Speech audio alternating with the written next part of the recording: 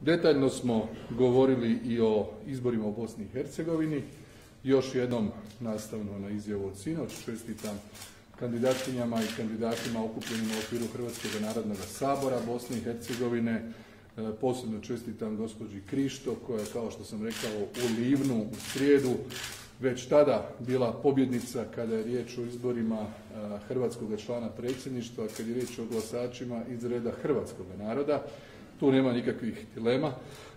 Nažalost, došlo je ponovno do preglasavanja gdje su iskoristili tu prigodu građani Bosne i Hercegovine na teritoriju federacije, mahom pripadnici bošnjačkog naroda koji su iskoristili svoje biračko pravo i još jednom glasali za Željka Komšića. Smatramo da je to loše, to je jako nezdrava poruka za dobre odnose između konstitutivnih naroda, za međusobno povjerenje, da je to se sada dogodilo prema našim očekivanjima četvrti put od 2006. Dakle 6., 10. pa po ustavnim ograničenjima treći put Komšić nije mogao ići u tu kandidaturu, pa je izabran bio Dragan Čović, pa ponovo Komšić mogao nakon pauze, pa se izabrao 18. i 22. Što to znači? To znači da u razdoblju od 20 godina, od 2006. do 2026. imamo 16 godina nominalno hrvatskog člana predsjedništva kojeg nisu izabrali Hrvati u Bosni i Hercegovini. Nema plastičnijeg načina da opišem koliko je to loše, koliko je to nepravedno i koliko u biti ta praksa štetna i ne pridonosi dobrim odnosima između Hrvata i Bošnjaka kao ravnopravnih konstitutivnih naroda u Bosni i Hercegovini. A još gore je da se to zbiva nakon što je od 1995. do 2006. postojao fair play, postojalo je međusobno poštovanje, ovako se nešto nije događalo. No, ono što je dobro, dobro je da je HDZ Bosne i Hercegovine zajedno sa ostalim hrvatskim strankama ostvario odlične rezultate u onim krajevima gdje žive Hrvati. Također je jako dobro da je visoki predstavnik u Bosni i Hercegovini Christian Schmidt iskoristio svoje bonske ovlasti, sukladno najavama donio promjene Ustava Federacije Bosne i Hercegovine, donio promjene izbornog zakona, na taj način omogućio da ne dođe preglasavanja legitimnih predstavnika Hrvata u Domu naroda Federacije i praktički omogućio hrvatskim političkim strankama za koje glasaju Hrvati u Bosni i Hercegovini uglavnom da budu dio vlasti i na razini Federacije i na razini središnjih vlasti u Bosni i Hercegovini. Ta poruka je važna, bitna. Mi smo, kao što sam i rekao više puta, svo ovo vrijeme bili u komunikaciji sa gospodinom Schmidtom, što je normalno i legitimno. Dakle, ako postoji jedna vanjsko-politička tema koja je od ključnog interesa Republike Hrvatske, onda je to tema ravnopravnosti Hrvata u Bosni i Hercegovini. To smo radili u smislu metode, kooperativno, suradno, stalno smo tumačili i stavljali u fokus argumente. To je bilo i davajući podršku prije svega razgovorima političkih stranaka Hrvata i Bošnjaka u Bosni i Hercegovini od onog sporazuma u Mostaru od prije skoro 2,5 godine koji su doveli do održavanja lokalnih izbora gdje je nakon 12 godina izabran gospodin Kordić kao novi gradonačelnik. Podržavali smo i napore koji su vođeni pod pokroviteljstvom diplomacije Sjedinjenih Američkih Država i Europske službe za vanjske poslove, dakle služba gospodina Borela. Nažalost, ti pregovori nisu doveli do kompromisa i do dogovora. Kasnije smo na našu inicijativu angažirali najvišu političku razinu na razini Europske unije, to je predsjednika Europskog vijeća, gospodina Michela, koji je također pokušao napraviti iskorak. I tu je bilo jasno da bošnjačke političke stranke ne žele nikakav dogovor prije izbora, a onda smo podržavali naravno svo to vrijeme i tumačili da je zadnja šansa da se stvari poprave, osigura stabilnost, korištenje bonskih ovlasti od strane gospodina Schmidta, koji je to jučer učinio. Ja pozdravljam tu njegovu odluku, mislim da je to mudra odluka, pravedna odluka, odluka koja je ne samo u interesu Hrvata u Bosni i Hercegovini, nego u interesu dobrog funkcioniranja na razini Federacije Bosne i Hercegovine i predstavlja tek prvi korak u daljnjim razgovorima o promjenama izbornog zakona i osiguravanju dugoročno ravnopravnosti u Bosni i Hercegovini. Drago mi je da smo sa svojom politikom, dakle traženja partnera, traženja saveznika, zagovaranja povratka povjerenja između Hrvata i Bošnjaka u Bosni i Hercegovini, zagovaranja Bosne i Hercegovine kao susjedna prijateljska država, učinili maksimalne napore da su oni doveli do rezultata. To još jednom pokazuje i cijeloj hrvatskoj javnosti da u vanjsko-političkim aktivnostima od vikanja, vrijeđanja, blokiranja i sličnih metoda koje je zagovarao primjerice Milanović nema apsolutno nikakve koristi, može biti samo štete i ja bih rekao, kao što sam i rekao prošli tjedan, uprkos i unatoč njegovom vrijeđanju, Schmidt je, zahvaljujući argumentima koje smo i mi podastrili po ovom pitanju zaštite prava Hrvata u Bosni i Hercegovini, ispravnu odluku donio jučer i ona će olakšati formiranje vlasti u Bosni i Hercegovini, osobito na razini federacije. Evo, to je sve.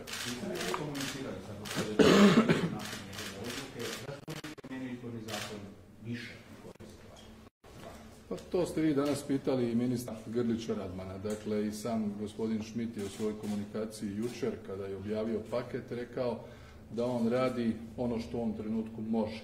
Dakle, normalno je pravilo, to ću još jednom podsjetiti, što je vrlo važno da i Hrvati u Bosni i Hercegovini razumiju, a i Hrvati u Hrvatskoj, niti mogu Hrvati sami u Bosni i Hercegovini, a još manje Hrvatska, odlučiti o tome kakvi će zakoni biti u Bosni i Hercegovini. To je nemoguće. Mi takvu snagu nemamo, te ovlasti nemamo.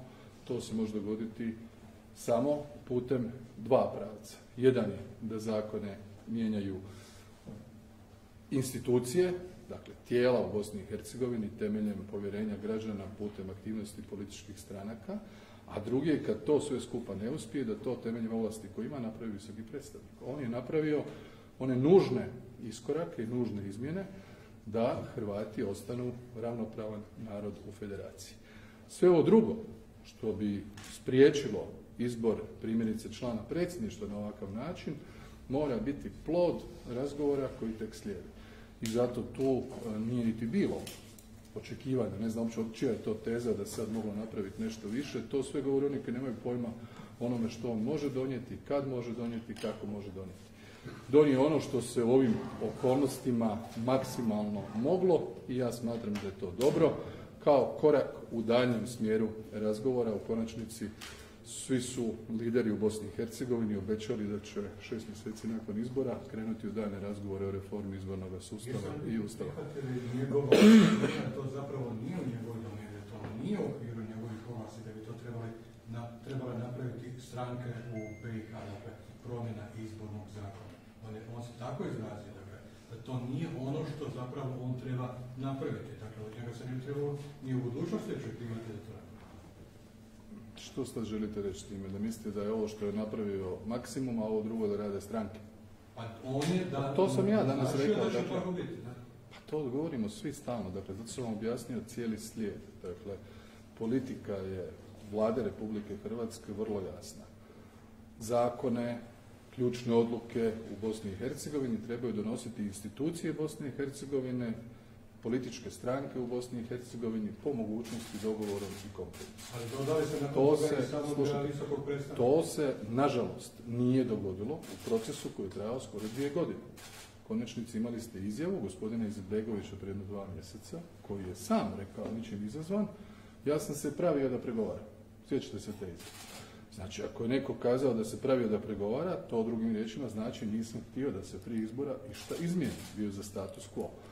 Mi smo cijelo vrijeme tumačili svim akterima u međunarodnoj zajednici da status quo nije dobar, jer se kroz različite verzije izbornog inženjeringa, njega u Bosni i Hercegovini ima dosta, može dogoditi da se legitimne političke stranke hrvatskog naroda u Bosni i Hercegovini jednostavno isključi iz predstavničkih, odnosno izvršnih tijela na razini federacije pa i središnje vlasti. I ono što je važno, da je u cilju stabilnosti Bosne i Hercegovine visoki predstavnik itekako dobro razumio zašto je ovakva odluka u ovom trenutku nužna i dobra. Kako je Mostov prijedlog današnji da se Komšić u Hrvatskoj proglasi predstavnom operatom? Pa gledajte, općenito njihove inicijative uvijek i jedino imaju cilj nekakav PR. Dakle, oni su jučer teško poraženi, sjetite se pitanja zastupnika Mosta meni na aktualcu gdje su iznijeli niz neistina, gdje su nas optuživali da li to naš neuspjeh, ako nije neuspjeh, ako bude, ako ne bude. Uglavnom to su ljudi koji su ovo vrijeme, kao što je dobro rekao Grlić Radman danas, ministar vanjskih europskih poslova, za Hrvate u Bosni i Hercegovini nisu učinili ništa. Nula. Zero. Baš ništa. Jedino što žele nekakvu vidljivost i kritiku vlade, odnosno HDZ-a. Sada, kad su teško poraženi, s obzirom na ovo što su oni očekivali, da će se ili da se neće dogoditi, a dogodilo se odlukama visokog predstavnika, onda su najedanput, gle čuda, sjetili ideje o tome da se Komšića proglasi personom non grata. Pa šta nisu to predložili 2006. Šta nisu predložili 2010. Šta nisu predložili 2018. Nego su eto sad sjetili, nije se ništa promijenilo. Stalno jedna te ista situacija.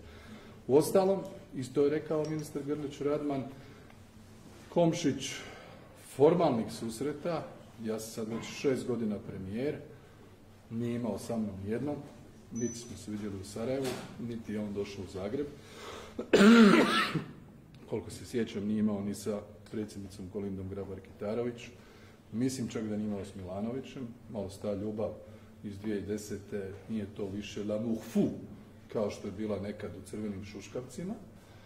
To je nekako evaporiziralo, prema tome ne znam što bi još sad trebali tu, možda da ne ide u neku od emisija na Hrvatskoj, na nekom od hrvatskih televizija, to je jedino valjda sankcioniranje.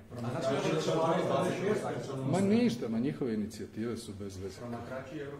Kompletno bez veze, nebitne, samo ne bi oni malo bili u mediju. Promatrači Europskog parlamenta nisu zadovoljni koliko ste vi zadovoljni odlukom visokog predstavnika.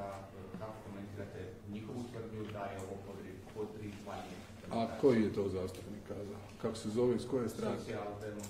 Pa pitajte onda njih. Dakle, ja sam bio zastupnik u Europskom parlamentu i bio sam i promatrač. Nemaju svi zastupnici ista stajališta, nemaju svi istu političku optiku, nemaju svi istu političku agendu, dolaze sa različitim političkim platformama, sa različitim predrasudima, djelomično, nekada parcijalno, nekad fragmentarno, najčešće nedovoljno informirani i imaju neku svoju viziju. To što su oni rekli, mi smo čuli, međutim odluke su donesene su i promjene Ustava Federacije izbornog zakona. To što se nekom od zastupnika u Europskom parlamentu to ne sviđa, ništa od toga. Evo primjerice, ja sam vidio izjave naših zastupnika, mi nam djeluju svi zadovoljni. Ovi u Europskom parlamentu, barem ovi relevantni. Ovo je za irelevantne nije ni bitno, kao ni za ove. Je li glavni razlog Šmitu za donošenje ovakve odluke ipak bio da onemogući blokadu formiranja vlasti, kao što se događalo u prethodnim ciklusima? Dakle, Hrvati ostaju bez jednog alata koji je bio bitan za iskazivanje nezadovoljstva. Je li on ima i dalje potreban ili ne? Pa ja mislim da je Christian Schmidt donio odluke zato što je procijenio da je za stabilnost i funkcionalnost Bosne i Hercegovine ključna ravnopravnost konstitutivnih naroda. On jako dobro razumije ravnopravnost konstitutivnih naroda. Namjerno naglašavam konstitutivnih naroda jer postoje brojne akcije niza političkih stranaka, niza političkih aktera, pa čak i nekih međunarodnih organizacija, foruma, raznih koji ne razumiju dovoljno Bosnu i Hercegovinu, koji bi najrađe da toga nema. Dakle, njegov temeljni razlog je bio osigurati ravnopravnost. Ravnopravnost kakva postoji kroz Dejtonsko-Pariški mirovni sporazum, jedan od njegovih aneksa koji je i Ustav Bosne i Hercegovine sa ciljem da zemlja funkcionira. Hrvati su sa ovim dobili, a to da Christian Schmidt kao i svi žele da federacija funkcionira, to je sasvim logično. Od nekoga koji je u ulozi visokog predstavnika u Bosni i Hercegovini, povjerojatno je primarni cilj da zemlja funkcionira. Prema tome, ovdje se potiče sve izabrane, sve političke stranke da konstruktivno traže rješenje. Dakle, bitan je ovdje metodološki pristup traženja rješenja koja funkcioniraju, a ne da se blokiraju. Ali ako nam dođe do toga stava, kako bi mogao dopustiti da Hrvate u predsjedništvu predstavlja kandidat koji je u Zapadnoj Hercegovini dobio 158 glasova? On to nije mogao mijenjati sada, on je mijenjao ono što je mogao. Ima li dogovora oko novog šefa vojnog stoje, sada kada je